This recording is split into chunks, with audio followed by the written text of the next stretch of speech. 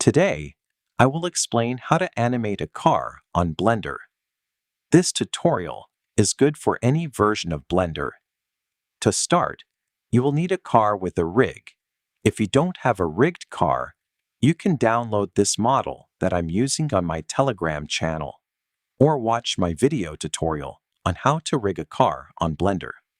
So first, we add a curve that'll be the path that the car will follow. Then we go into edit mode. Here we scale the curve and modify it with G to move the vertices and E to extrude, thus creating a real path. Once the path is created, I select the car rig and go into pose mode. Here, I select the rig that is at the bottom and add a follow path on bone constraint. On target, I add my path. Then, on forward axis, I put -y since the car is oriented towards -y. Then, I check follow curve.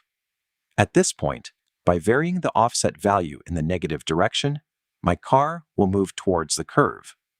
To animate the car, when I'm in frame 0, I just press I on offset to add a keyframe. Then we need to go to a higher frame, like 160, and increase the offset and press I again. By doing this, I have animated my car. To vary the speed of the car, I just need to move the last keyframe closer to the first so that the car will reduce the time it takes to go from the starting point to the final point, thus increasing its speed.